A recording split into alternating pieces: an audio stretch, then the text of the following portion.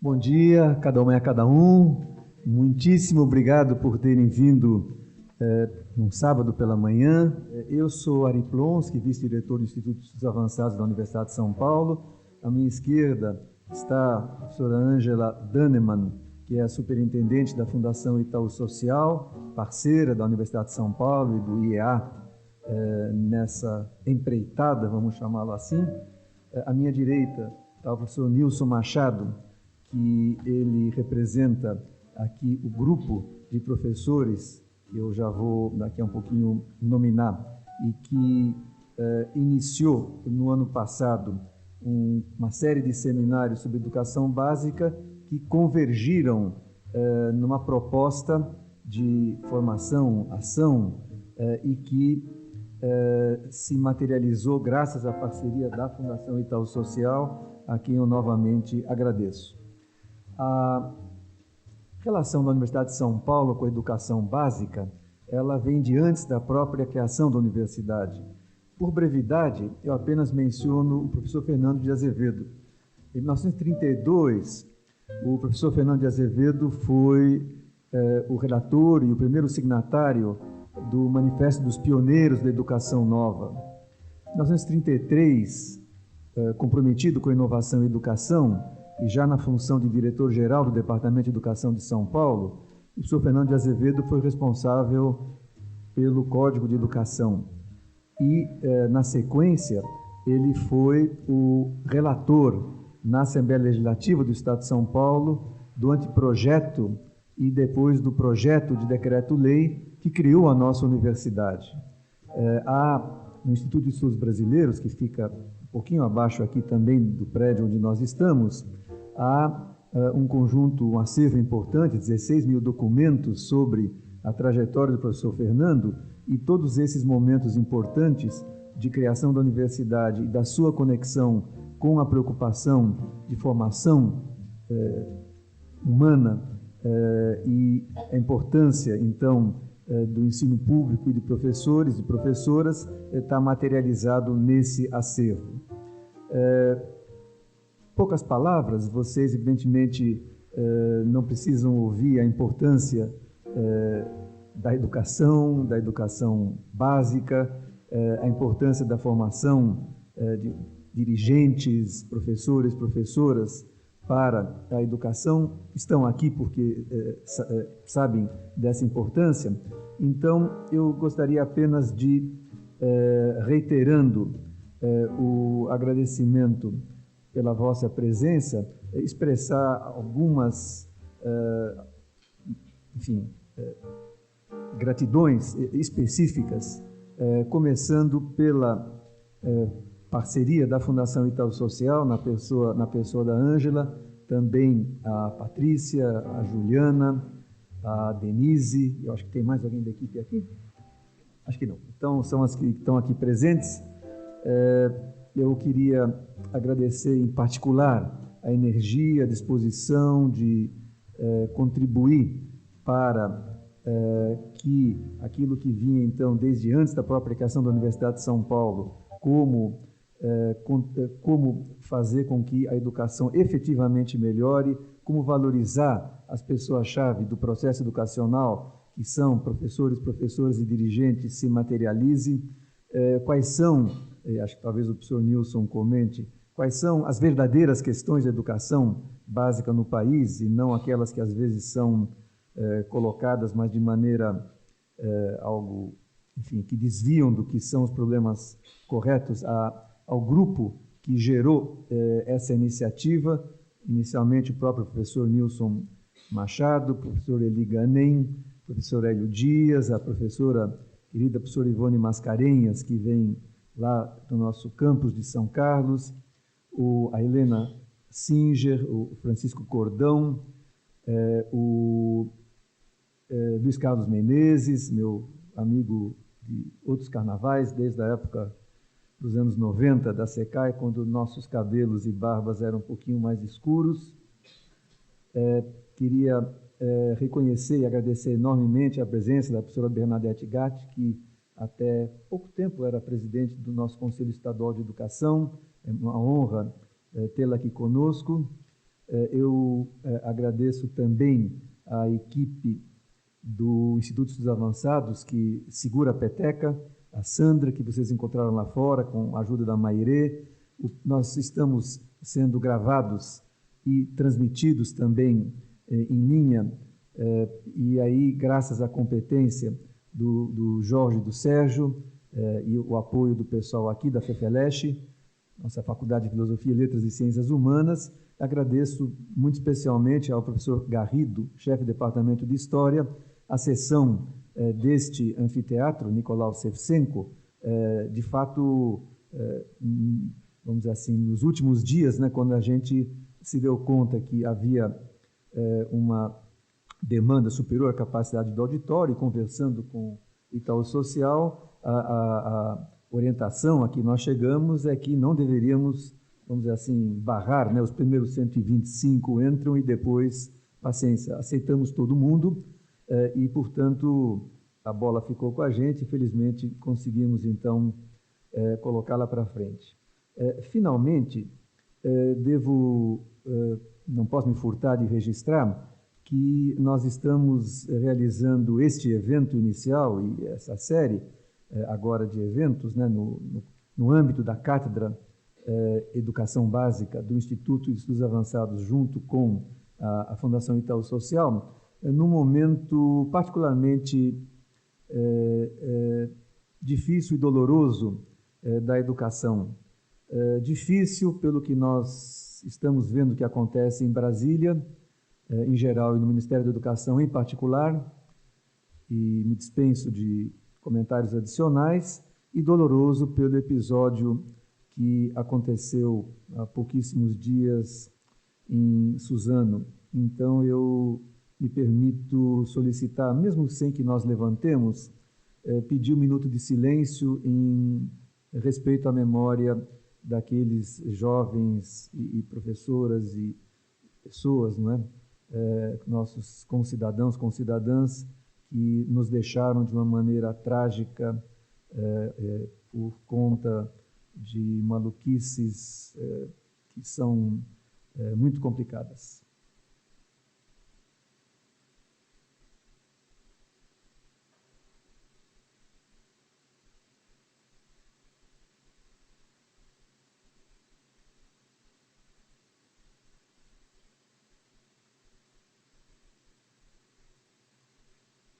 Que o nosso encontro de hoje seja uma luz no meio de trevas que ainda existem e que, pelo jeito, são não tão simples assim de superar. Ângela, por favor.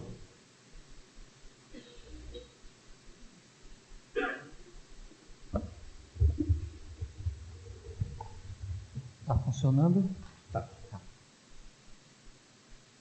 Bom dia, antes de tudo. Eu quero agradecer que todos estejam aqui hoje e também agradecer a quem está nos assistindo à distância, que é a maneira que a gente tem de aumentar esse 125. Não é, professor? 250. 250, aliás. Eu quero expressar minha enorme alegria com o fato de que hoje nós estamos iniciando na prática as atividades da Cátedra de Educação Básica nessa parceria do Instituto de Estudos Avançados com a Fundação Itaú Social. Agradecer o acolhimento desse grupo de professores que já estava há mais de um ano discutindo os temas e fazendo seminários com todos. Esse assunto que nos envolve a todos, que é a educação básica. Estamos iniciando agora esse ciclo de ação e formação do professor, foi o tema escolhido pela cátedra, trabalhar com o tema da formação do professor, e essa cátedra terá uma duração de 5 anos e será planejada agora nesse primeiro semestre para que a gente possa estender esse rol de possibilidades muito em breve para que todos saibam. É uma alegria também pelo fato de que a Fundação está celebrando 25 anos de atividade esse ano e consegue fazer uma parceria tão importante com uma universidade de altíssima relevância no cenário não só nacional como internacional, mas que, como o professor Ali disse, ela começa muito próxima da educação básica, mas depois ela se distancia um pouco. Não tipicamente dela, mas de todas as universidades brasileiras hoje em dia. O que nós vemos com grande alegria é o fato de que professores e a escola estarão aqui conosco como parceiros. E isso é que é fundamental. A gente não quer trabalhar com vocês numa posição de nós falamos e vocês nos escutam. Ao contrário, a gente quer criar um diálogo para que, de fato, as transformações possam ocorrer com base nisso. Como vocês bem sabem, no Brasil são 2,2 milhões de professores na escola básica. E esse número é a profissão mais numerosa do país. Além dela ser a profissão mais numerosa, é ela que gera possibilidades para as demais profissões. Portanto, não é pouca coisa, é muita coisa. No ano passado, fizemos uma pesquisa dentro do movimento que chama-se Educação Já, que é conduzido pelo Todos pela Educação. Eu até convido que vocês deem uma lidinha no documento sumário desse movimento, porque ele encaminha prioridade da educação do Brasil nesse momento de trevas, como bem disse o professor Ari.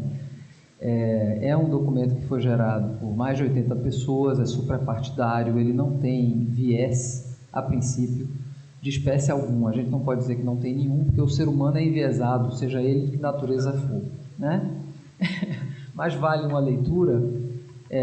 O que eu quero dizer aqui, essa pesquisa foi nesse âmbito e consultou professores, foi a Fundação e o Ibope Inteligência que fizeram essa consulta, e um dos pontos mais importantes levantados por esses professores para melhorar e valorizar essa carreira é de que eles precisam participar da discussão de formulação de políticas na educação. E é por isso que eu coloco essa questão de parceria aqui hoje, porque a universidade e a escola podem se complementar mutuamente quando a universidade leva as teorias para iluminar as práticas. Mas a escola pode produzir conhecimento importante na sua prática do dia a dia, inclusive gerando oportunidade de autoria de quem está ali na prática, no dia a dia, porque também foi formado pela universidade. Então, essa interligação é muito importante. Eu não vou me alongar, eu só quero dizer que eu espero que comecemos um diálogo inspirador, entusiasmado, cheio de Deus, como eu costumo dizer, não no sentido messiânico, mas no sentido energético. Nós vamos trabalhar com muita alegria e muito entusiasmo, enfrentando os desafios que nós temos, que estão postos aqui, foram postos pelo professor Ari, e não querendo me alongar, e desejar um bom dia a todos e agradecer a todos pela presença, aos professores que nos acolheram. As coisas só ocorrem quando encaixam as complementaridades, na minha opinião.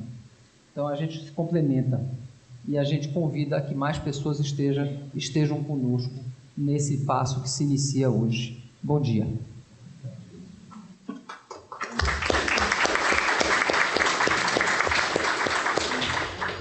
Professor Nilson. O senhor Nilson, ele lidera, como a palavra talvez forte, ele representa, acho que é uma palavra que o deixa mais confortável. Isso. Ele representa aqui um grupo de professores que já foi nominado, que está aqui na primeira fila, praticamente todos puderam vir, e de certa maneira ele fará a apresentação, por assim dizer, mais técnica do que será o dia e do que será a dinâmica do trabalho. Muito obrigado a você e a todos vocês pelo ano passado que nos gerou essa iniciativa da cátedra tão querida e tão importante para nós. Bom dia a todos, com muita alegria, com muito entusiasmo, como falou a Ângela, que a gente está aqui para iniciar uma nova fase de trabalhos aqui no IEA, uma nova fase porque a gente está trabalhando com outro formato de grupo há 1 ano e meio, e por iniciativa, mérito total do nosso diretor, né, do professor Saldiva, que compôs esse grupo, e os participantes estão aqui. E quando o professor Saldiva teve a iniciativa de compor o grupo, eu imediatamente achei 2 cúmplices para todas as ações, que foram o professor Menezes e o professor Lino de Macedo, e aí esse grupo, do qual participam também o professor Eli, com uma participação importante, a Helena, a professora Ivone, lá de São Carlos, o professor Hélio, sobretudo na parte de tecnologia, e aos poucos ao grupo se agregou assim, a professora Bernadette Gatti, com muita honra o grupo recebeu e incorporou o trabalho da professora Bernadette, né? A professora Guiomar Namo de Mello, que não está aqui agora, o professor Francisco Aparecido Cordão, e que trazem uma vivência importante do Conselho Estadual de Educação, não é? E eu não vou me alongar, porque nós estamos um pouquinho atrasados, vamos recuperar esse tempo, não é, em prol do conteúdo mesmo da fala. Mas eu queria agradecer profundamente, né, a participação de todos e dizer, como frisaram aí a Ângela e o Ari, que esse evento de hoje é um primeiro passo de um programa que é mais ambicioso, né? A gente espera, ao final desses 5 anos aí, não é, ter consolidado um canal de comunicação com os professores, uma linha direta de comunicação com os professores, não é? Porque não se trata aqui de treinar professores, capacitar professores, trata-se de parceria, busca de uma parceria. Se a gente tiver desses 2 milhões aí de professores, não é? Tiver parceiros em número suficiente, a gente consegue mudar o rumo da educação básica, né, no país, não é? As ações visando a isso podem ter foco no dinheiro, na quantia, né, que vai ser utilizada, pode ter foco nos alunos, ter foco nos materiais. A nossa ação tem foco no professor. Tudo está envolvido, remuneração, materiais, mas a parceria imediata que nós queremos é com o professor, e o professor na escola, não o professor que ficou tão importante que saiu da sala de aula, não é? Pode até ter saído por razões físicas ou de idade, inclusive nós 3 somos aposentados, eu, o Lino e o Menezes, né? Somos professor sênior da universidade, mas a parceria envolve os diversos níveis de ensino, o público e o privado, o aposentado e o na ativa. Eu acho tão interessante a gente chegar aqui na USP agora de manhã e ver esse monte de gente treinando, né, e fazendo exercícios físicos, né? E eu penso assim, e se a gente tivesse uma Olimpíada para ver quem é a melhor pessoa, né? Não o melhor atirador de vara, ou melhor, uma Olimpíada biológica, não zoológica, porque a que a gente tem é o zoo, é o animal que existe em nós fisicamente, a gente melhorar, aí é ótimo, mas a gente precisaria melhorar como ser humano, como pessoa, precisaria ter algum tipo de Olimpíada para isso, né? Porque o Ari mal pensou em a gente se solidarizar aqui com Suzano, e a Nova Zelândia já tornou Suzano passado, né? A Nova Zelândia, o episódio lá com um país em que no ano passado inteirinho houve 37 assassinatos no ano, num dia, num momento, 49 foram assassinados por uma pessoa deseducada. Então a educação tem um espaço urgente, necessário para preencher em termos de projeto. A gente não sabe qual é o nosso projeto educacional, para onde a gente está indo, e projeto a gente só tem coletivamente, né? Junto com o outro. Projeto de monólogo não constitui uma sociedade, uma civilização, né? E é para isso que a gente está aqui, buscando parceiros na construção desse projeto. Vamos então compor a mesa para começar o trabalho, não é? Os trabalhos. Eu queria convidar para participar da mesa o professor Lino de Macedo, o professor Menezes, a professora Bernadette Gatti, porque nessa primeira rodada de seminários, obrigado Ari, obrigado Ângela, nessa primeira rodada vocês estão vendo muito o nome da gente, mas é porque isso foi programado, não tem tu, vai tu mesmo, somos nós, o tema está aí, mas a nossa ideia nos próximos 9 semestres é incorporar na temática que está posta o maior número possível de pessoas para estar falando. E o professor, aqui agora de manhã vamos conversar, eu e o Lino, né, 2 primeiros, e claro, a gente está falando, precisa de alguém para segurar as rédeas nossas aqui. Então, inicialmente é o Menezes que vai segurar, vai falar um pouco Pode ser, geral sobre o seminário, um pouco mais geral, e aí me chamar para falar, depois a Bernadette para conversar sobre a fala do Lino, e essa é a programação da manhã, não é?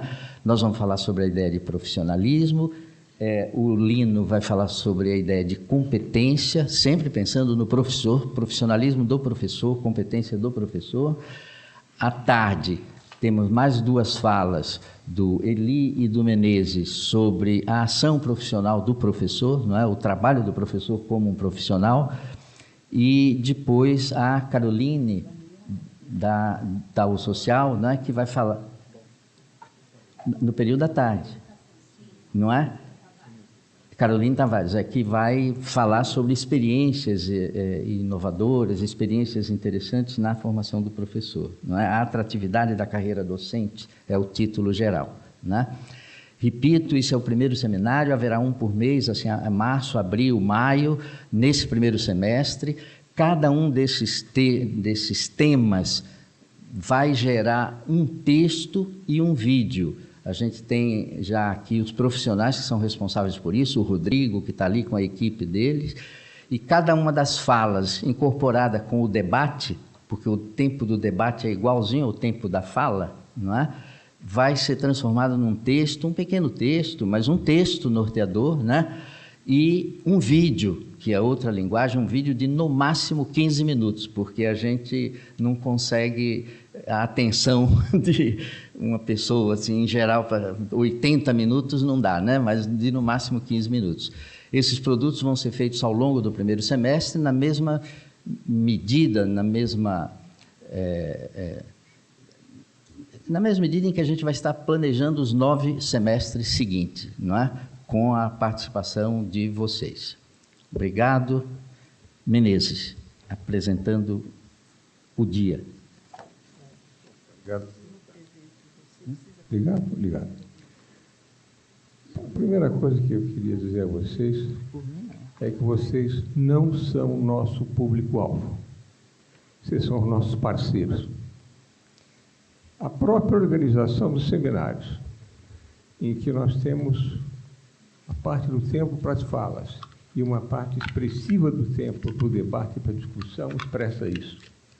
A ideia é nós trabalharmos juntos, pensando a educação brasileira. E acho que a alma dessa chamada cátedra, que não tem catedrático, aliás, essa outra inovação, é exatamente a parceria ativa entre academia e a escola básica brasileira, em pé de igualdade. A bem da verdade, quando você fala em realidade, a realidade está em vocês. Nós somos esse pensar, né? Somos uma parte analítica. Se fazendo uma alegoria bélica, a trincheira é só você, nós somos uma retaguarda. Agora, se não houver uma boa articulação entre a retaguarda e a trincheira, a guerra está perdida. Nesse momento, nós vivemos um momento muito difícil da educação brasileira. E é preciso que a gente tenha compreensão disso. Ao mesmo tempo, houve uma construção importante de mais de 2 décadas de universalização do acesso à educação básica, ampliação dos demais níveis, mas nós estávamos num momento de atribuir qualidade a essa quantidade. E, de certa maneira, estão puxando o nosso tapete. Ser capaz de recompor isso. E a relação da universidade com a escola básica não pode ser de nós atribuirmos conhecimento, etc. Tem que ser de um diálogo real em que nós vamos aprender os problemas junto com quem os está vivendo e buscar conjuntamente soluções. Eu acho que a expressão do meu querido amigo Paulo Freire, no texto Extensão e Comunicação, que é um livro, em que ele diz, não é estender conhecimento, é comunicação real. Por isso eu digo, vocês não se vejam como público-alvo, mas como parceiros desse trabalho. Esse semestre de trabalho é o esquentar dos tamborins, é o compreender melhor, através dessa interlocução, o que nós faremos nos próximos 9 semestres. São 5 anos de trabalho. Então, essas conferências, debates, etc., é para nós demarcarmos o plano de trabalho de 9 semestres e não resolver nada aqui. Mesmo nas falas de hoje, isso eu espero fique claro. Esse primeiro seminário está ligado com competência e profissionalismo. Os próximos 2 seminários vão estar ligados com avaliação e planejamento, o próximo, e o último desse semestre com a formação do professor. Claro, em cada um desses seminários tem pessoas altamente competentes para falar da temática. Pouca gente é capaz de falar de competência menor do que meu amigo Lino, tá certo? No segundo seminário teremos gente de grande experiência de gestão, como a Cláudia Costin. E no terceiro seminário teremos nada menos do que a minha amiga Bernadette Gatti, discutindo formação de professores. Eu sei que é uma enorme responsabilidade cada um desses temas, mas em cada um deles vocês são essenciais como parceiros. Senão a gente fica, e o que a universidade lamentavelmente faz muito, falando sozinho.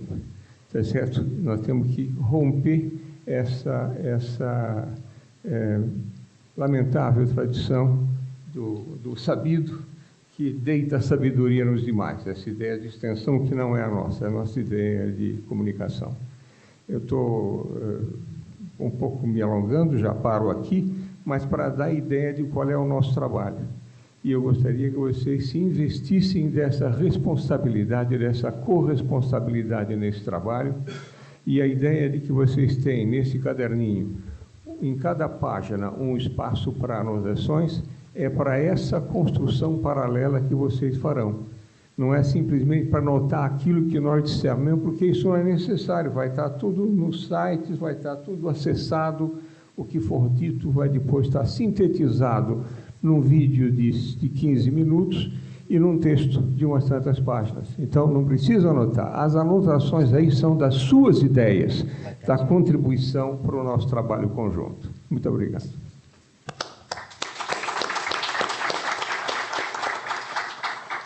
Obrigada, professor Menezes.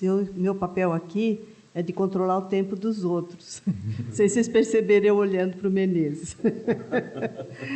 Então, eu vou imediatamente passar a palavra ao professor Nilson Machado, da Faculdade de Educação, para a primeira exposição.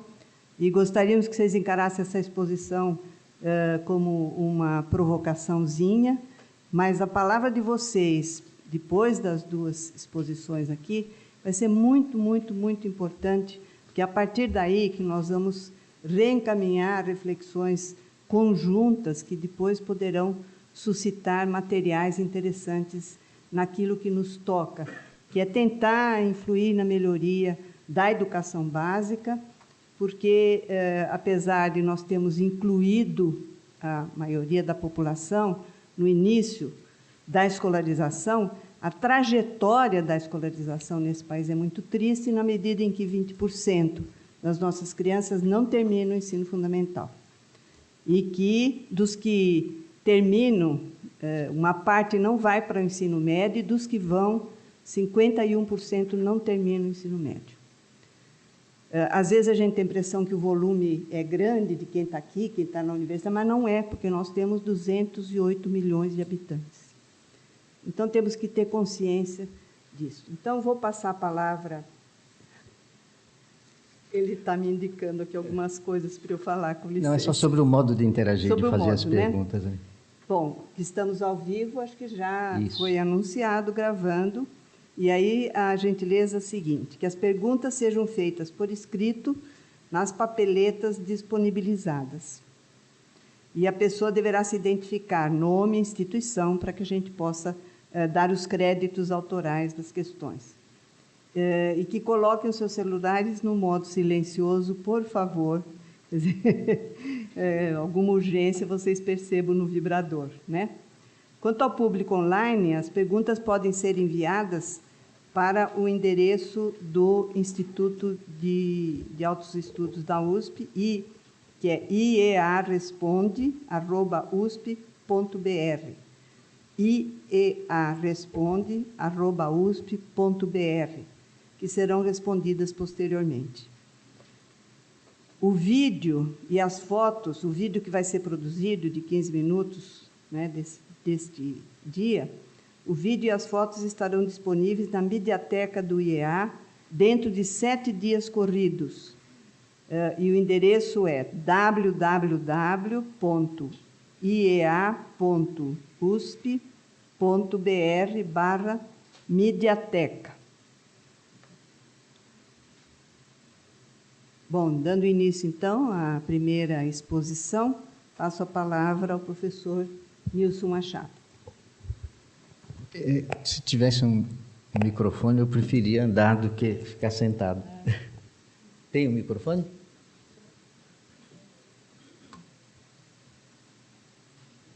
Nilson. Oi. Sim.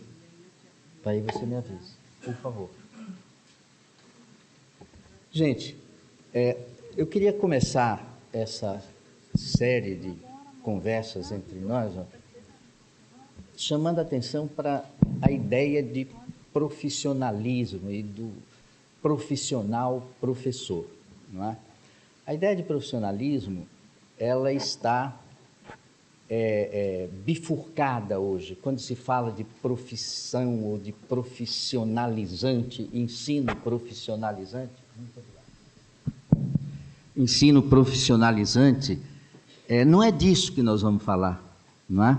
É uma outra acepção, há palavras com várias acepções, e eu não estou falando de escola técnica, da excelência de ensino técnico profissionalizante que a gente tem, mas não é disso que eu estou falando. Eu estou falando de profissão num outro sentido, não é? Mais amplo, que envolve justamente a articulação entre o interesse público e o privado, que é essa ideia do profissional em sentido mais denso, não é? O profissional é aquele que exerce uma ocupação que é tão importante que não pode ser regulada exclusivamente pelo mercado e nem pode ser regulada exclusivamente pelo Estado, não é? Pelo governo. Então, é preciso haver uma mediação, não é? É preciso haver uma instituição de autorregulação, é preciso haver um código de ética, tem tudo isso que caracteriza o profissional no sentido que a gente vai examinar, não é? Bom, mas para começar, eu queria só lembrar que na nossa Constituição, no artigo 205, está o conteúdo de todos os pratos que a gente vai falar aqui. Não precisava a gente estar esperando grandes documentos e grandes regulações. E olha o que diz o artigo 205. São 10 artigos na Constituição que falam de educação, do 205 ao 214, não é? A educação, direito de todos, dever do Estado e da família, será promovida com a colaboração da sociedade, não é? Visando, e aí se abre, ao pleno desenvolvimento da pessoa, e a educação integral tem a ver com isso. Educação integral não tem a ver primordialmente com tempo integral, mas com formação integral da pessoa, seja o tempo integral ou parcial, não é? Visando ao pleno desenvolvimento da pessoa, seu preparo para o exercício da cidadania. A ideia de cidadania é um par fundamental com a ideia de pessoa, de pessoalidade, e sua qualificação para o trabalho. É isso que a gente quer discutir. Qualificação para o trabalho hoje, não é? Não significa necessariamente pensar em termos de uma escola técnica profissionalizante. É muito mais sério, o buraco é muito, muito mais embaixo, não é? E daí, não precisa depender de grandes regulamentações, a Constituição está em vigor. Direitos, deveres, isso é um tema candente para a gente estar pensando aqui como professor. É dever do Estado garantir os direitos do cidadão, é um dever do Estado, mas é direito do Estado exigir que o cidadão cumpra o seu dever, não é? Então, direitos e deveres são desequilibrados na Declaração Universal de Direitos Humanos por razões históricas, compreensíveis. O mundo estava destruído, tinha que se cuidar, era de reconstruir, e aí tem aquela lista de 30 artigos em que, em 28, só se fala de direito e tem apenas 2 que falam de deveres, né, humanos. Mas é preciso um equilíbrio nisso. A sociedade está no texto do primeiro artigo da Constituição. A família está no texto, não é? É preciso levar isso a sério, quer dizer, a educação é um dever do Estado, da família, não é? Da sociedade.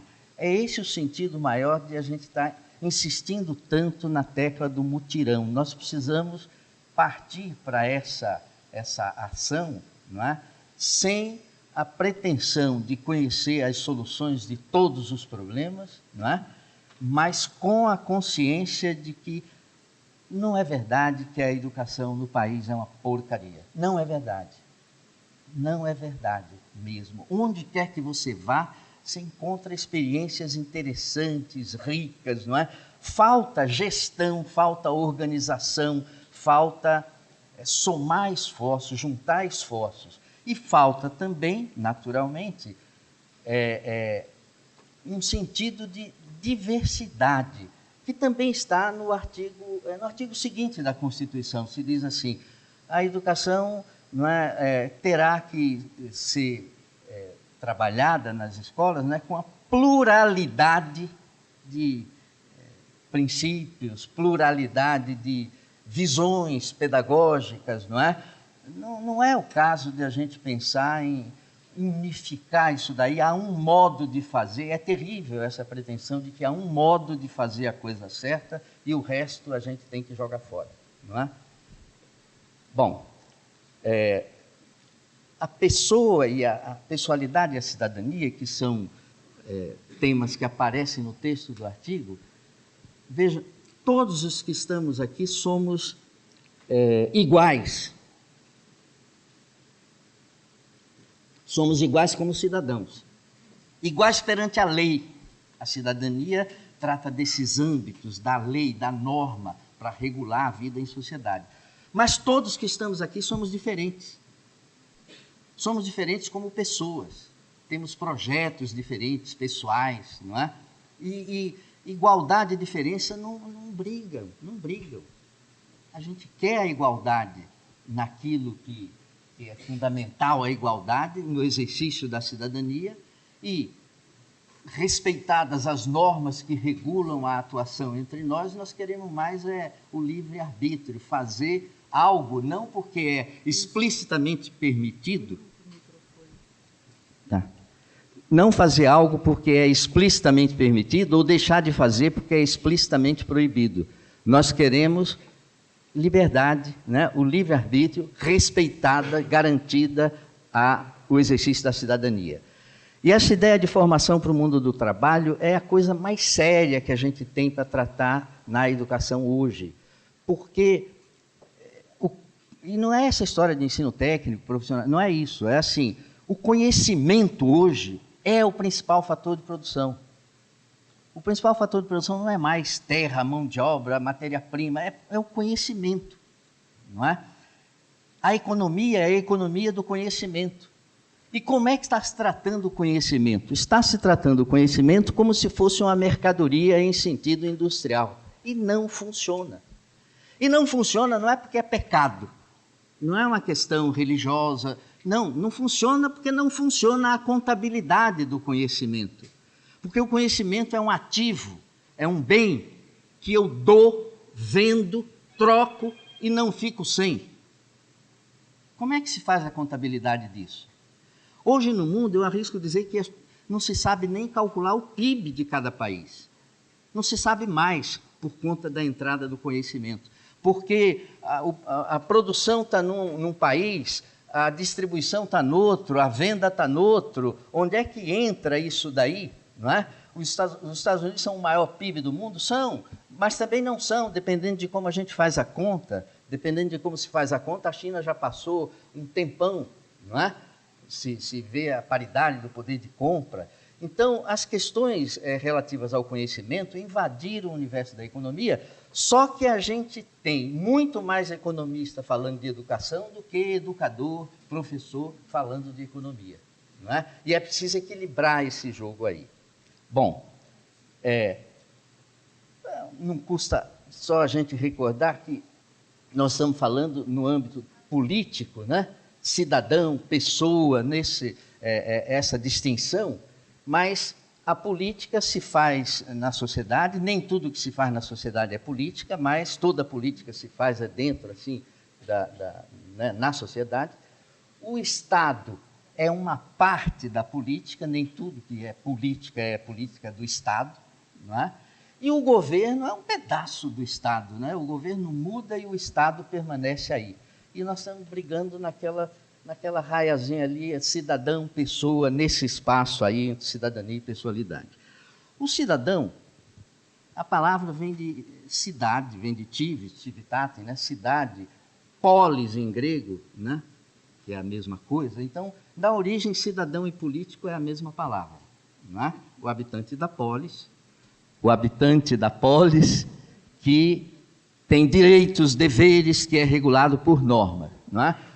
O núcleo duro da ideia de cidadania, porque se pensa muito em direitos, deveres, mas isso é consequência. O núcleo duro é a ideia de participação.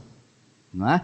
O cidadão, quando a gente vota, a gente articula o que a gente quer como pessoa, né? Como o indivíduo, como cidadão, isoladamente, e o que a gente quer para a cidade, o Estado, o país. Não é?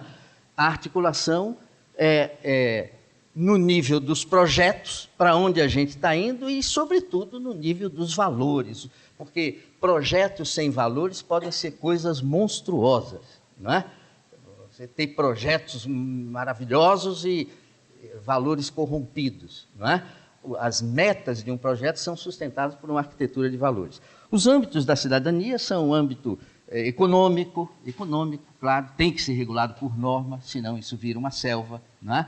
O político, em sentido estrito, a participação popular, e no jurídico, sobretudo. Porque todos somos iguais como cidadãos, significa todos somos iguais perante a lei, perante a norma.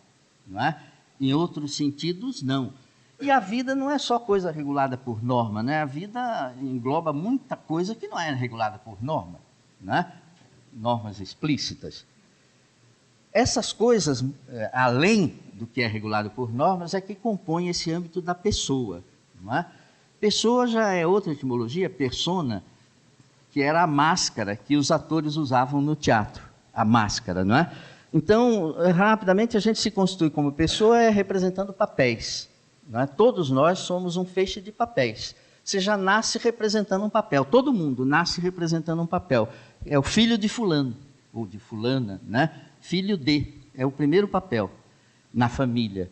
Depois a gente vai se acumulando papéis, e é eleitor, elegível, assim, aluno, é professor. E isso envolve muitos âmbitos, muito além do econômico, do político e do jurídico, como o ético, o estético, o religioso e por aí vai. Não é? Nesses âmbitos nós somos diferentes, nós representamos papéis diferentes, nós somos diferentes e tudo bem. Não é? Garantido o núcleo da cidadania que se aprende na escola e na família, a gente tem mais é que viver as diferenças pessoais. Esses múltiplos papéis que uma pessoa representa, filho, pai, professor, aluno, síndico, morador, contribuinte, né, eleitor, esses múltiplos papéis têm uma coisinha aí para a gente chamar a atenção. Vejam,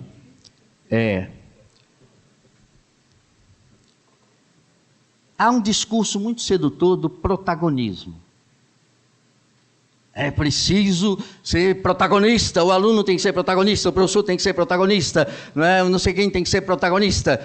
Se todo mundo for protagonista, ninguém é protagonista. Porque o protagonista é o ator principal, não é?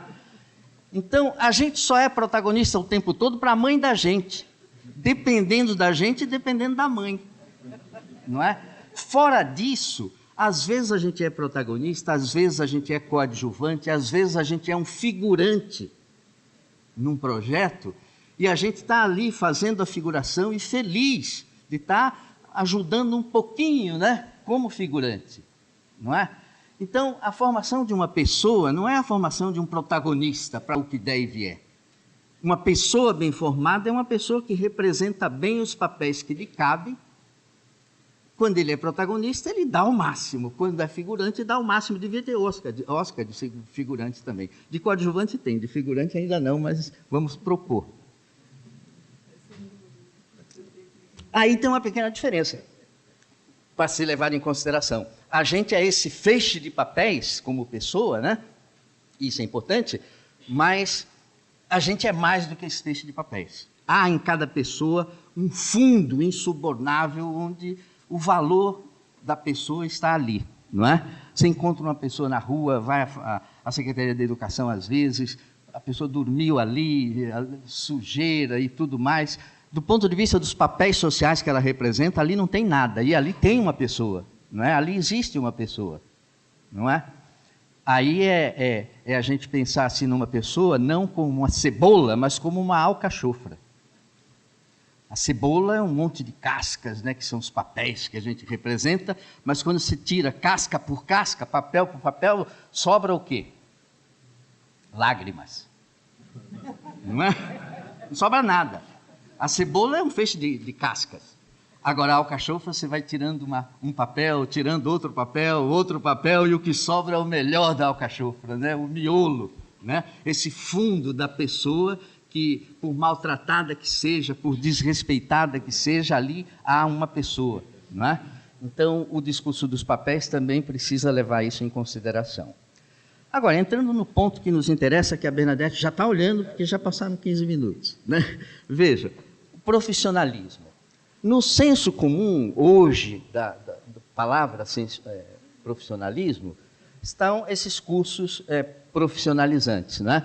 Que traduzem assim uma competência técnica específica e, em geral, limitada, não é? Agora, na realidade, na história, as profissões vêm dos profissionais liberais, não é? O advogado, o médico, o clero, né? O magistério, dependendo da época e da cultura, mas que são assim ocupações que têm um diferencial importante, não é? Ocupações que exigem uma competência específica aprofundada, exige uma certificação, não é? Uma certificação. E o governo é ótimo para cuidar dessa certificação. Ótimo, realmente, é o responsável por garantir essa certificação, não é? Essa competência específica aprofundada.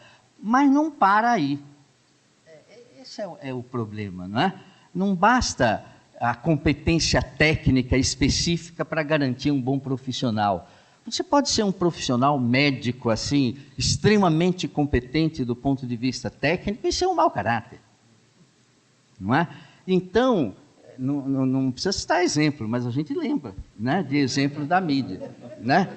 Agora, a moral da ideia do profissionalismo hoje é assim: existem ocupações que, pelo seu significado, pela sua natureza, não podem, não funciona ser inteiramente regulada pelo mercado, e nem pelo governo, não é? Quer dizer, o que marca fortemente, mais do que a certificação, que é importante, mas o que marca mais ainda a atuação de um profissional é esse assumir responsabilidades com o público, é o compromisso público. Ele tem uma competência específica que põe à disposição do público. Cobra por isso, é um profissional, cobra por isso, né? É remunerado, mas ele é responsável e qualquer que seja a sua remuneração, alta, baixa, toda a atenção que um profissional dá àquele a que ele atende, não é? É uma dádiva, toda doação assim, de tempo é dadivosa, não é? Porque nenhum de nós sabe o estoque de tempo de que dispõe. A gente pode estar falando aqui e cair, ter um ataque, morrer, e só poderia cobrar, assim, preocupado com o valor da cobrança, quem tivesse uma noção do estoque de tempo de que dispõe, que é assim que se regulam as mercadorias, não é? O preço das mercadorias, não é?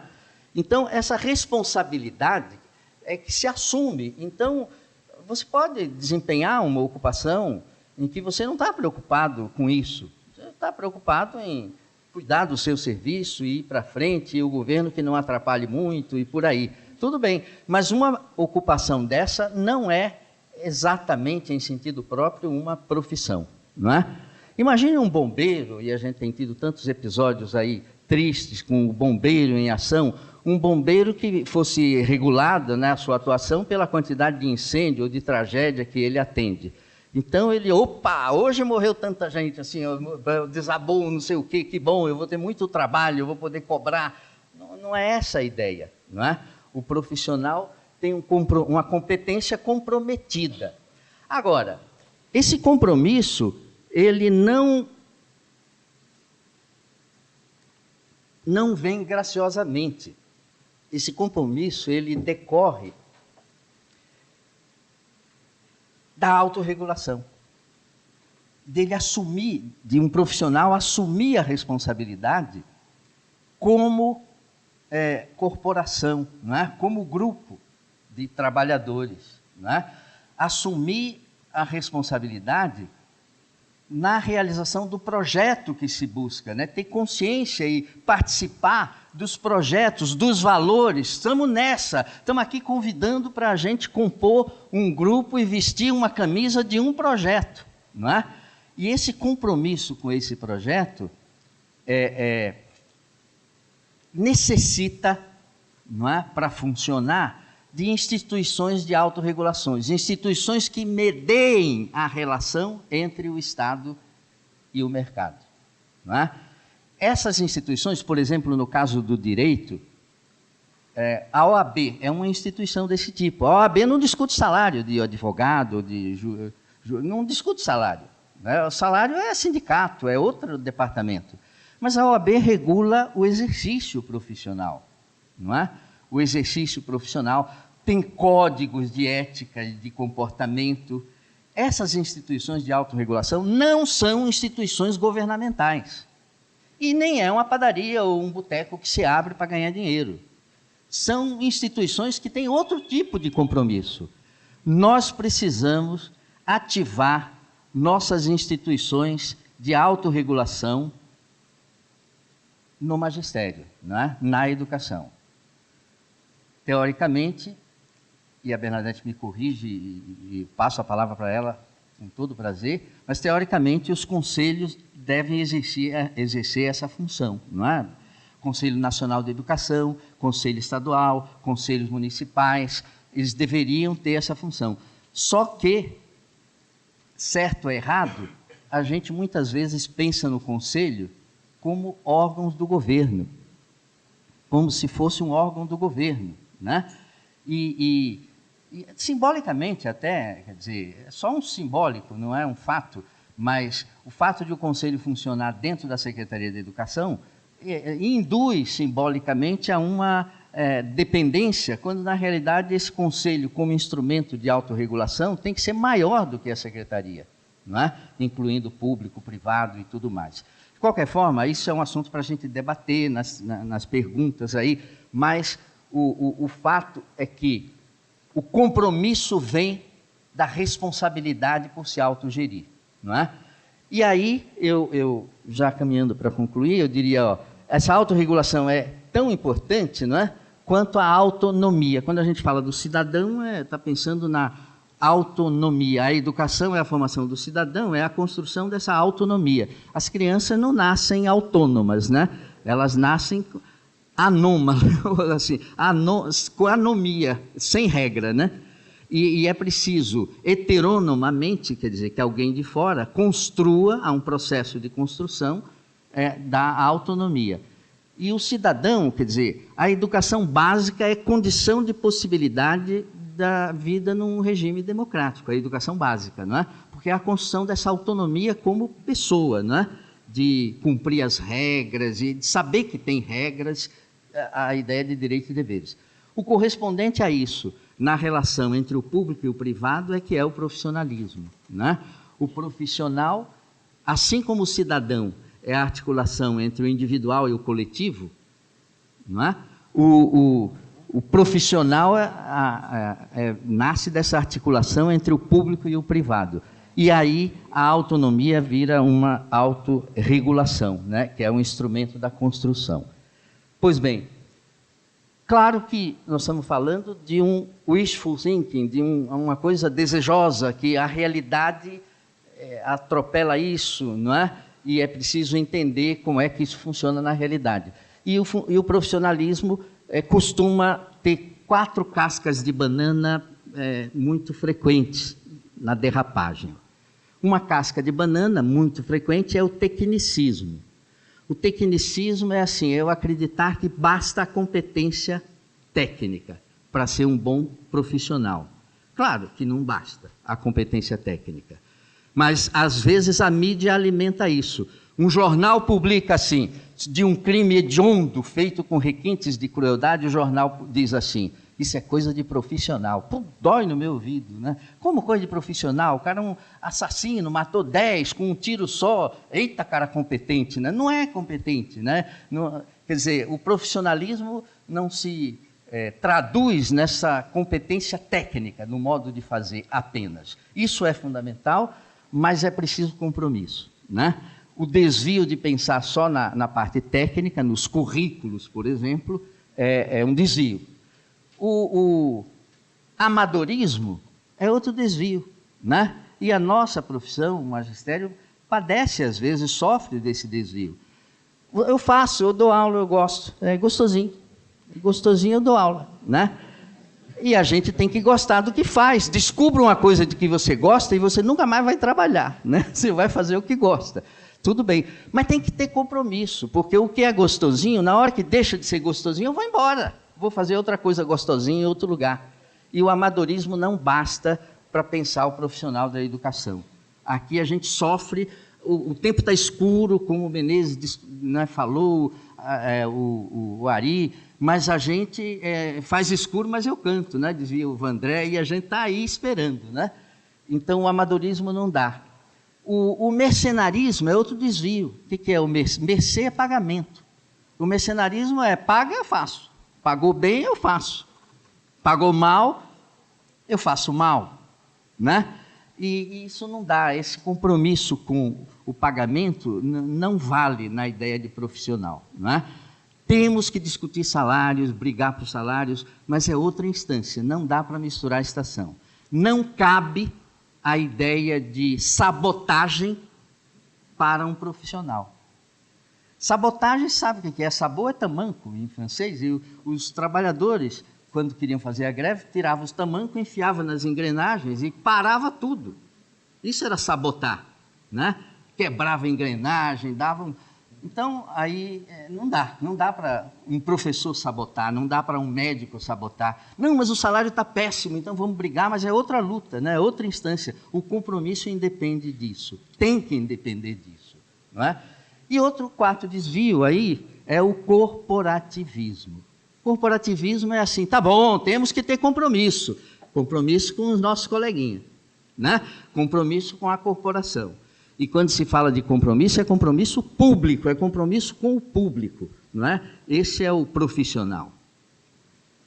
Bom, eu paro por aqui, eu acho que Você tem 5 minutos ainda. Tá, mas então, eu diria que o que nos une nesse compromisso público, que não é assumido graciosamente, o que nos une é estar vestindo a camisa de um projeto, é estarmos assim com um projeto coletivo, um projeto comum, não é?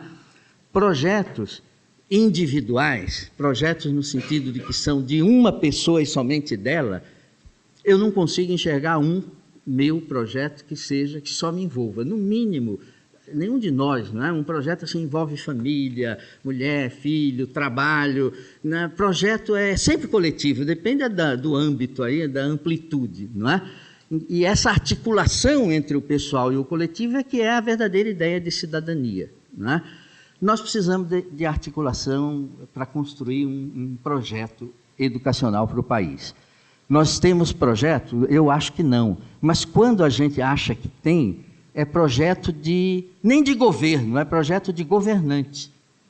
Porque muda o governante, às vezes no mesmo governo, e muda tudo. Aqui em São Paulo nós vivemos isso intensamente. Não é? O partido era o mesmo, mas cada novo governante na área de educação, o projeto mudava. Não é? E nós precisamos de projeto educacional para o país. Para o país. Agora, todo projeto tem que ser sustentado por valores. É aqui que nós temos que discutir os valores, o que vale, não é? O que vale mais, o que vale menos. É isso que está no centro da discussão, não é? E esse compromisso assim com valores é que leva a esse comprometimento na atuação do profissional. Nós estamos aqui ensaiando, dando os primeiros passinhos na busca dessa articulação com professores, não é? Com vocês, professores, interessados na gestão da escola, interessados na atuação dos professores, não é? Para poder a gente ter uma expectativa de mudança que não se limite a aspectos quantitativos, de dizer a nota passou de 6,4% para 6,42% e de não sei o quê. Não dá, passou a época disso, né? Nós precisamos de coisa mais urgente, que só se consegue com parceria, e parceria tipo mutirão, parceria para ontem, né? Parceria com consciência, mas com um sentido de urgência, né? Vamos conversar? Respeito o tempo para a gente ter o tempo das perguntas aí por vocês. Apenas sobre as perguntas, um avisinho. A exigência do escrito chateia um pouco, mas a gente vai ter um café entre as falas e as perguntas, não é? Tem um café para dar tempo de escrever. Mas é importante para nós, para a gente até organizar depois e responder por grupos, não é? Por e-mail. Então, é um sacrifício que a gente pede de vocês para, em vez de falar só oralmente, para pôr a pergunta no papel. Tá? Obrigado e vamos conversar.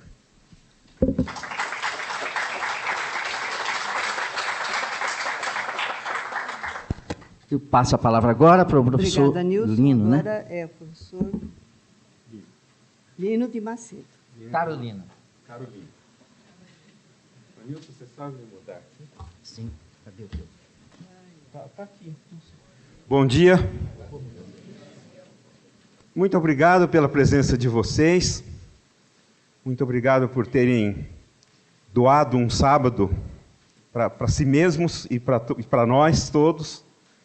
E a ideia, como já foi falada, é que o dia de hoje seja um dentre muitos outros dias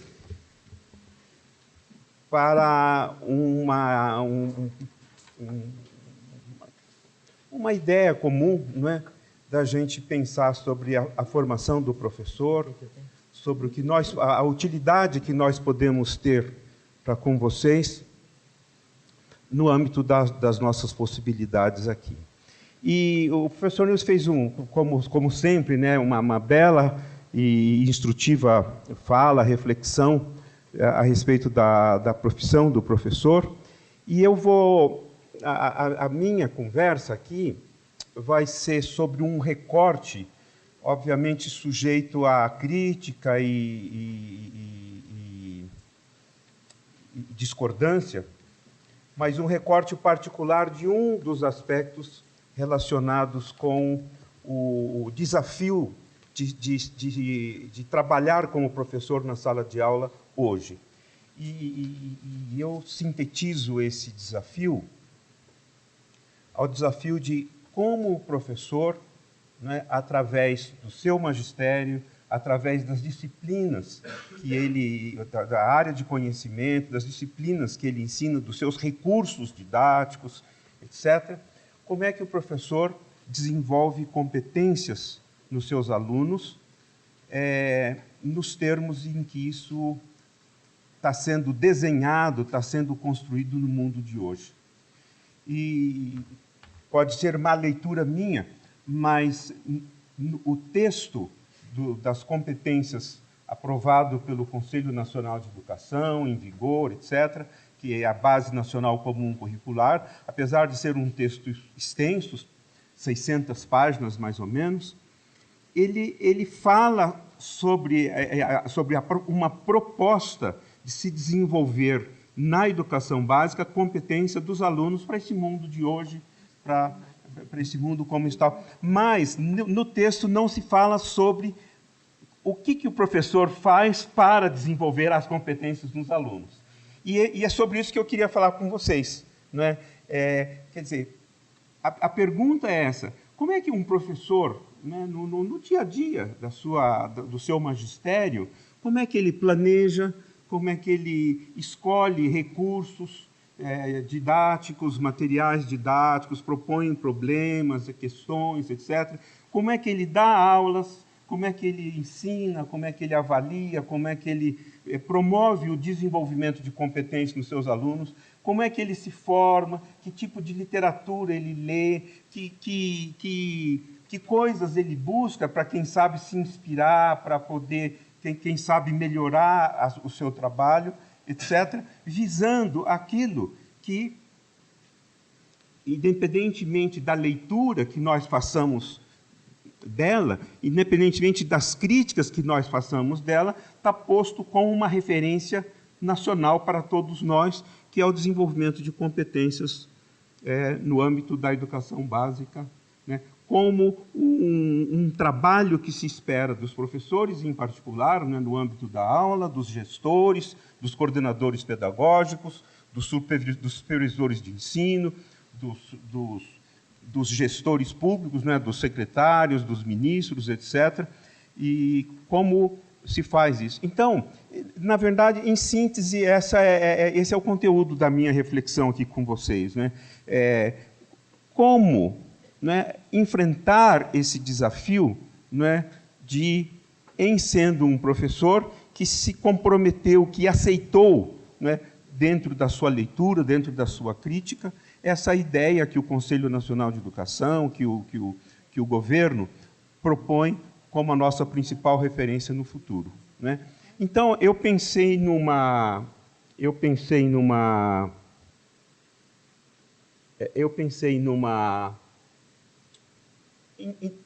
em 5 tópicos a nossa conversa. O principal deles, que é o segundo, né, significados de uma escola de competências, é esse que eu acabei de falar para vocês. O primeiro tópico, eu queria refletir um pouco sobre uma ideia de competência que eu gosto particularmente, que é proposta por Zabala e Arnaud, não sei se é assim como pronuncio, Arnaud, Zabala e Arnaud, e que eu acho que ela é muito próxima, muito congruente com a ideia de competência no sentido de definição geral proposta pela BNCC. Então, esse seria o primeiro tópico. O segundo é desenvolver um pouco mais isso que eu já sintetizei para vocês. Obrigado, Nilson. E um terceiro, não é para ficar, quem sabe, fiel àquilo que foi sempre minha condição de vida, como professor de Psicologia do Desenvolvimento, é falar um pouco sobre o que o construtivismo de Piaget pode dizer sobre competência, E, por último, né, ao modo do Nilson, mas não com o brilhantismo dele, o Nilson falou sobre os desvios, de 4 desvios da profissão, da ideia de profissão.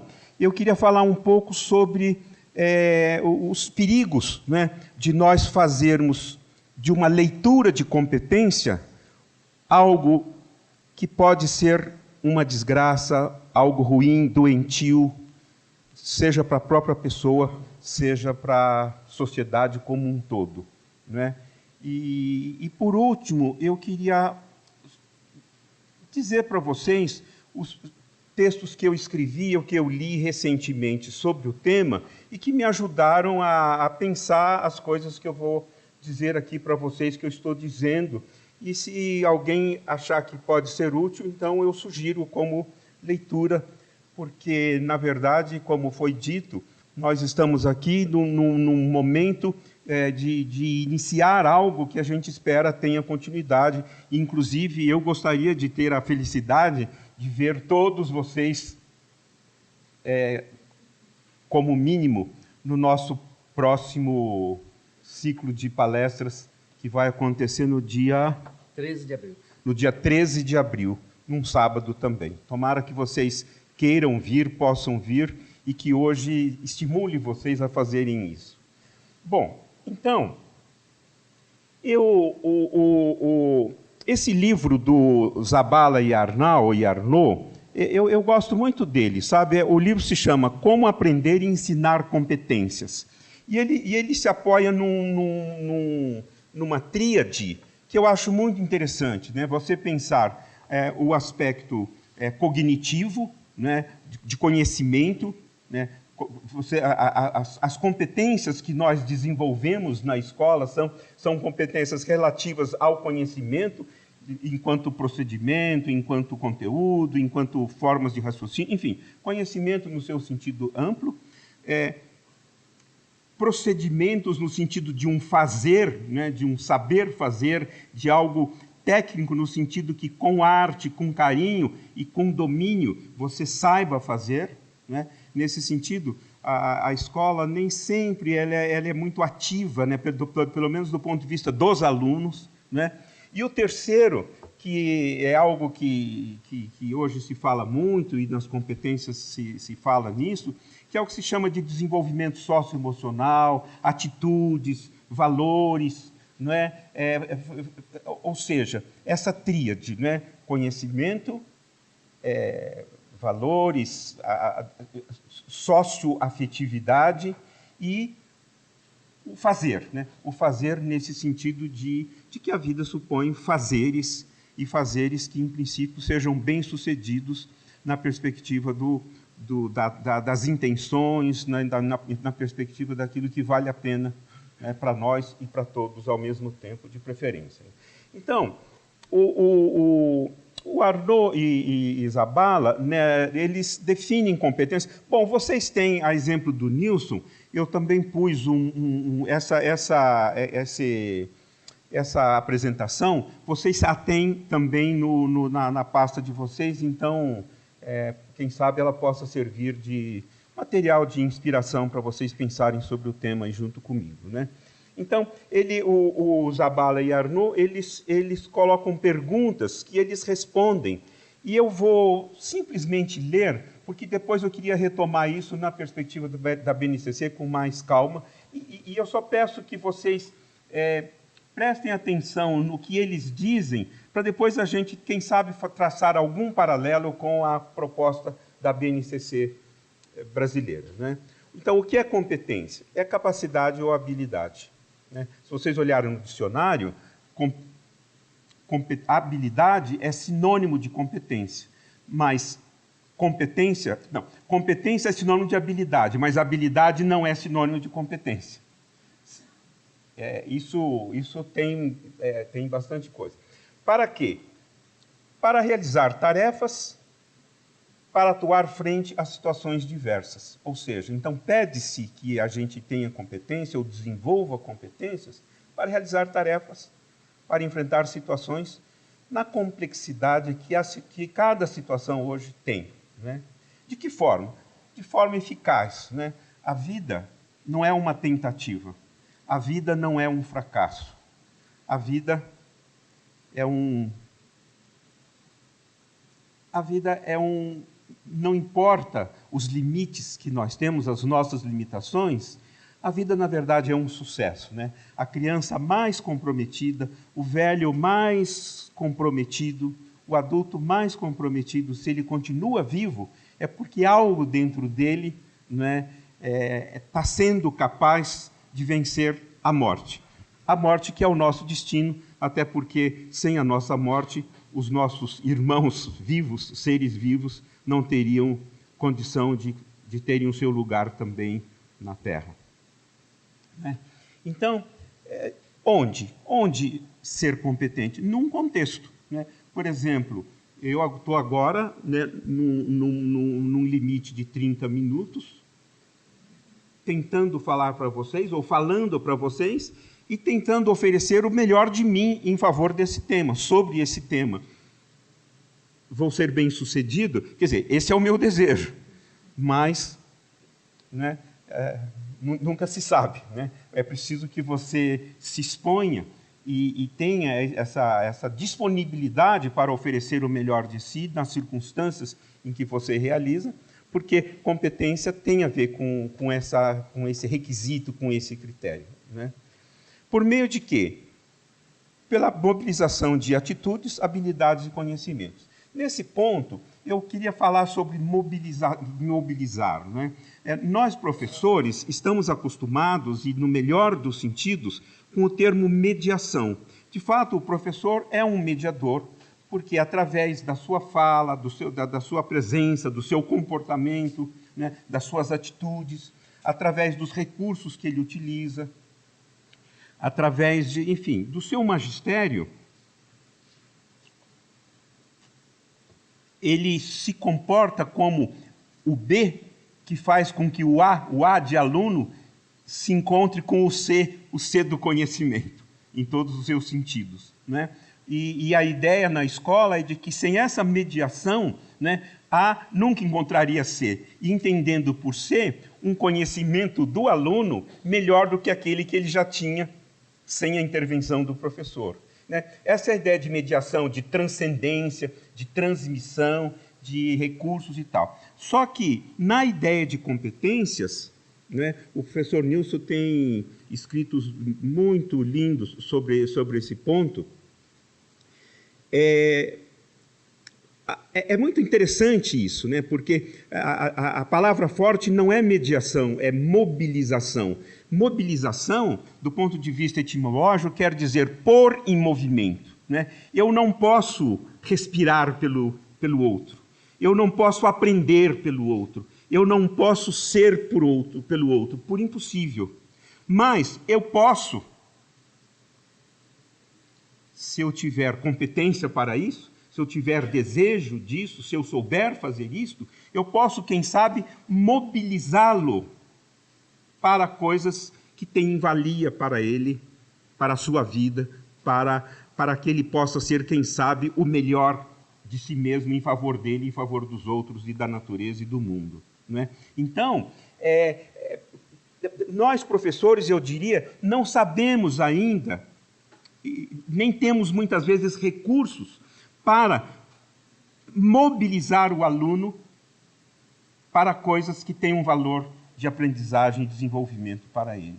É claro que nós temos também uma mobilização que é de dentro para fora, não é mesmo? Né? Eu me mobilizo para... Vocês se mobilizaram para estar aqui conosco o dia de hoje, né? Vocês escolheram, vocês renunciaram a muitas coisas, vocês optaram, vocês pagaram um preço em todos os sentidos. O melhor deles seria doar um tempo, né? Vocês se mobilizaram. Agora, existe também uma mobilização que é de fora para dentro, né? Então, como é que você mobiliza um aluno, né? Dá-lhe motivos, recursos, condições para que eles possam, no contexto da escola, no contexto da aula, aprenderem, né? Bom, como eu como vocês já sabem, eu escolhi, não por acaso, como principal desafio do professor, no recorte específico do seu magistério, esses desafios, todos eles vinculados a agir em função daquilo que está proposto na BNCC e, obviamente, em função da leitura e da aplicação que cada um de vocês quer ou sabe fazer, obviamente, né? Então, quais são as implicações no trabalho docente quando você assume como principal, né, desafio, no sentido, esse recorte, desenvolver competências nos alunos, tendo que, para isso, né, desenvolver a minha competência de desenvolvedor de competências, né, se eu posso dizer assim, né? Então, o desafio primeiro é esse, né? Como é que eu aplico criticamente, ou seja, com critério, com leitura, com interpretação, com sim e não, os prós e os contras, etc., como eu aplico criticamente na prática escolar a ideia de competência proposta pelo BNCC? Esse seria o primeiro desafio. O segundo, como é que eu atualizo currículos, recursos didáticos, né, materiais didáticos, o projeto político-pedagógico da minha escola, etc., etc., em função desta nova referência proposta pelo Conselho, aprovada pelo Conselho Nacional de Educação e proposta pelo governo. O terceiro desafio, que é esse que nos ajunta aqui hoje, né, como partes de um mesmo todo, né, como é que eu me formo, né, o que eu leio, o que eu experimento, o que eu vejo na internet, o que eu discuto, o que eu faço, né, para me formar, me aperfeiçoar, me especializar como um profissional que aceitou esse desafio de desenvolver competências dos alunos, tendo que, para isso, desenvolver as suas competências relativas a essa questão, né? E o último desafio, né, como é que você conserva e transforma o seu patrimônio, né? Todos aqui, mesmo um jovem professor, ele tem um patrimônio de conhecimento, ele tem informações, ele tem experiências, ele tem uma sensibilidade que precisa ser reconhecida, precisa ser valorizada, precisa ser mantida, mas, ao mesmo tempo, precisa ser transformada, integrada numa realidade que muda, em recursos que mudam, em desafios que mudam, né? Então, como é que esse é o quarto desafio que eu estou querendo propor para os colegas, né? Como é que a gente conserva e transforma o patrimônio pedagógico que cada um de nós aqui legitimamente tem, né, em favor do que está sendo proposto. Bom, eu vou anunciar um tema que eu já falei bastante sobre ele, eu gosto muito desse tema. Como é que você pensa, então, o que seria, né, os significados de uma escola de competência, né? Para mim, uma escola de competências, ela trabalha esse quaterno: desenvolver-se, avaliar, ensinar e aprender como partes de um mesmo todo, né? Tradicionalmente, nós separamos, e nós precisamos reintegrar esses quatro termos. Nós separamos nesse sentido. É como se, no contexto da aula, os alunos aprendem e se desenvolvem, e os professores ensinam e avaliam. Hoje nós sabemos que o professor precisa desenvolver-se, formar-se, e precisa autoavaliar-se e ser avaliado pelos colegas, pelo sistema, né? Até para ele poder se pensar e se dizer e se julgar parte de um todo reconhecidamente, né? Então, como é que você pensa a avaliação na perspectiva do professor, dos materiais, dos alunos, coisas que vocês sabem melhor do que eu, avaliação somativa, avaliação avaliação de processo, avaliação inicial, etc. Como é que o professor se dá o direito de aprender como os seus alunos? Como os seus alunos têm essa necessidade? E assim vai, né? Ou seja, que é o segundo ponto, né? Como a gente pensar magistério e formação, né, como complementares e indissociáveis, né? Eu estou pondo um cuidado porque meu último comentário vai refletir um pouco sobre os riscos que, infelizmente, são cada vez mais comuns, que nós temos quando nós levamos a ideia de competência, ou de desempenho, ou de êxito, ou de eficiência, etc., de uma forma não boa para nós e para os outros. Isso nós vamos falar daqui a pouco. Só para eu ter uma ideia, quanto tempo eu já falei, Nilson? 25. Oh, meu Deus. Bom, eu falei demais, né?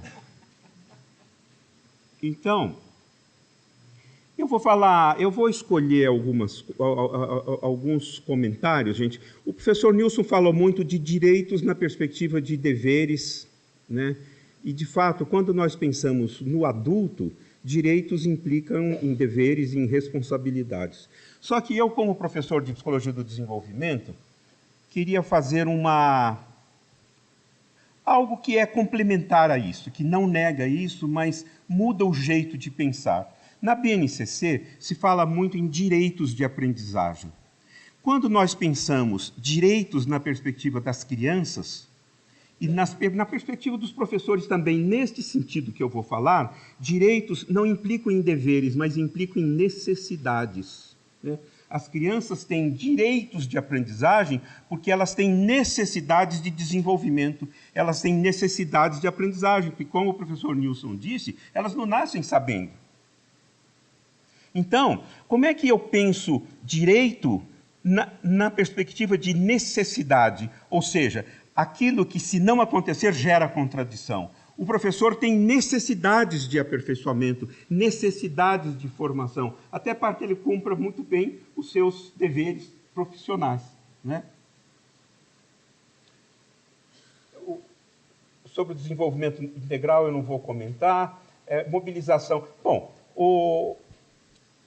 eu vou, então, só falar da definição geral um pouquinho, e depois eu passo para o último ponto.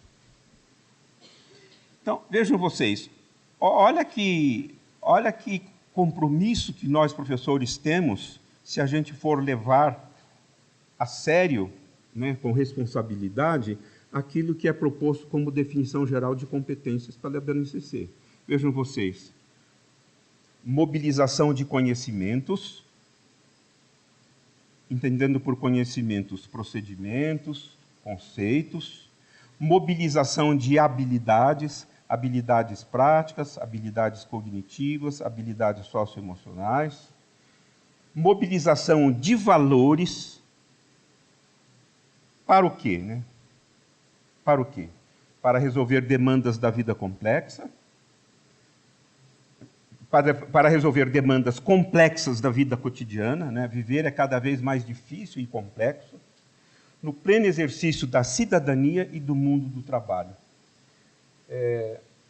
A sugestão que eu faço para os colegas, né, depois eu volto a isso aqui, é que pensem nisso em termos das 10 competências gerais. Eu vou passar agora para o último. Eu vou falar um pouquinho do Piaget, né? Vejam o que é o terceiro ponto. Aí, porque eu vou falar do Piaget, a Bernadette vai me dar 5 minutos a mais. Não, estou brincando, não, mas eu vou ficar dentro dos 40 minutos. Eu dei muitas aulas equivocadas, e já escrevi também de forma equivocada, dizendo que competência não pertencia ao vocabulário da teoria de Piaget. Era má leitura minha. Na verdade, o Piaget, o termo competência aparece na obra dele, mais recente, né? E ele tomou de empréstimo de um biólogo chamado Waddington, que é criador da epigenética, o termo competência. E o que é competência? Ele é de uma simplicidade e de uma complexidade maravilhosa, eu acho, que é o seguinte, né? Então, competência é sensibilidade de resposta aos estímulos. Ou seja, para Piaget, copiando o Waddington, né? Veja, e o Waddington era pesquisador da criança desenvolvendo na barriga da mamãe. Né? Então vejam vocês que linda. A criança mais comprometida, mais desgraçada, ela demonstra competência quando, mesmo que ela tenha um mínimo para responder às demandas do mundo, ela tem uma sensibilidade minimamente suficiente para responder aos estímulos do mundo. Eu poderia falar um monte para vocês sobre isso. Então, ou seja, entre o estímulo, entre as coisas do mundo e as respostas dos sujeitos, nós temos aquilo que o Piaget chama de assimilação, que no fundo é sensibilidade de responder. Né? E aí, há quatro modelos que foram propostos. Um é o Taos, o outro é Paris, o outro é Atenas e o outro é Eldorado. Então, em poucas palavras, o que é o modelo, né? O que seria um professor construtivista nos dias de hoje? Do ponto de vista de Taos, seria essa metáfora daquele que sabe propor tarefas, propor projetos, mobilizar os alunos para serem ativos, sujeitos ativos do seu conhecimento. Paris é prazeres da discussão, é essa metáfora de sentado, né? Então, é aquele professor que sabe formar uma roda, uma assembleia, um contexto em que os alunos podem pensar, podem discutir, podem... Né? E ele fica calado, porque se o professor fala, ele tem razão, ele está certo. Então, ele mobiliza discussões. Né? Atenas, o professor, ele sabe fazer perguntas, ele sabe criar um contexto que favoreça o desenvolvimento. E, por último, o Eldorado, né, é a metáfora para que o professor... Não são só os alunos que aprendem, o professor também aprende. Ou seja, há um lugar cheio de ouro em que o professor também está atrás dele, está buscando ele. E, para terminar, eu queria falar sobre duas críticas ao desenvolvimento competente nos dias de hoje. Né? Eu tenho lido Harari, né, e eu vou falar sobretudo, vou lembrar sobretudo o livro dele, 21 lições para o século XXI, e tenho lido muito um autor da Coreia do Sul, mas que é radicado na Alemanha, que é professor na Alemanha, formado na Alemanha, Han. Eu não sei como é que pronuncia, é Byung-Chul Han. Byung-Chul Han. Bom, depois vocês têm todas essas referências aí. E o que o Han fala, né, gente? Olha que coisa terrível, né? Que tem a ver muito com os desvios na linha do que o professor Nilson falou. Vejam vocês.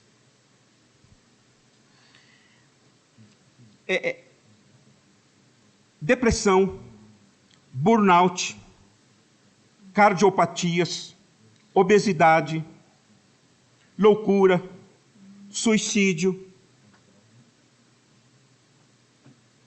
desgosto pela vida, baixa autoestima, são expressões, né, de um mundo em que as exigências externas agora se tornaram internas. Porque antes eu tinha um chefe que cobrava de mim, que tinha metas, que me cutucava. Agora eu tenho ele dentro de mim. E pior do que isso, né? Se nós não tomarmos cuidado, nós pegamos o modelo da máquina 24/7. Ou seja, ser competente, ter um bom desempenho, ser um bom profissional, ser uma boa pessoa, é trabalhar 24 horas por dia, 7 dias por semana. Ou seja, loucura, doença, quer dizer, em nome de uma boa ideia, não é? Desempenhar bem, sentir-se bem, estar com os outros, valorizar as coisas boas, etc. Tanto assim que, né, gente, o trabalho nos enlouquece. Hoje, por exemplo, o lazer, ele é uma máquina de loucura. Né? Você bebe todas, come todas, e enlouquece. Quer dizer,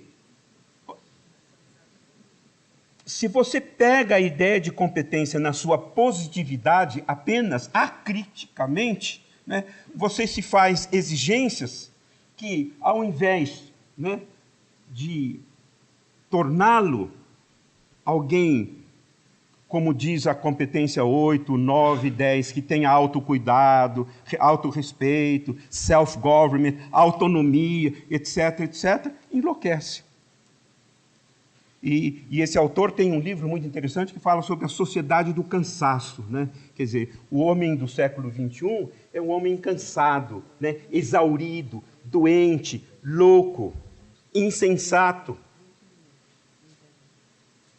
Em nome de uma ideia que ele tem que ser o melhor de si incondicionalmente. Ou seja, infelizmente nós temos sido maus gestores de nós mesmos. E o Harari, né, ele fala muito sobre a tua história, né, para dizer numa única palavra, né, gente? A cultura digital, na complexidade e na beleza dos seus benefícios, é a melhor de todas. Por outro lado, é a pior de todas, né? A biotecnologia, né, a biotecnologia e a tecnologia da informação são maravilhosos, mas nunca tivemos tanta capacidade de matarmos, de destruirmos a terra, de ofendermos a nós mesmos e aos outros, em nome de uma ideia que é boa, mas que, se ela não for criticada, no melhor dos sentidos, se ela não for gerida na melhor das suas possibilidades, infelizmente, ela gera o mal. Muito obrigado, felicidades para vocês.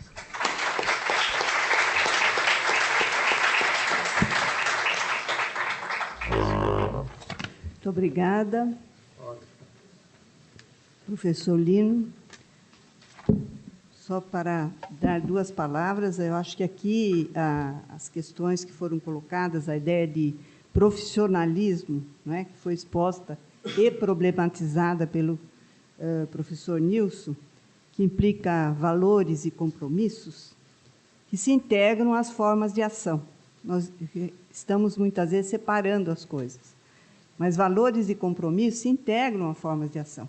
Na verdade, são as formas de ação que traduzem os nossos valores e os nossos compromissos, né?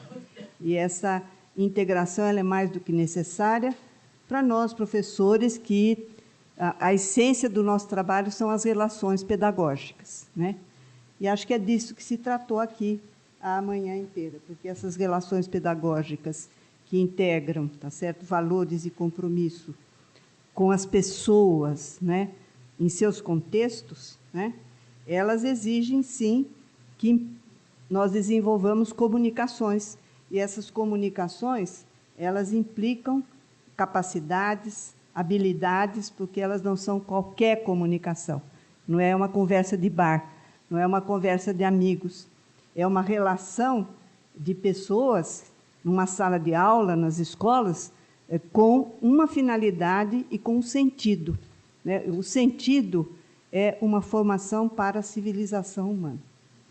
E esse sentido está precisando ser recuperado nas equipes escolares.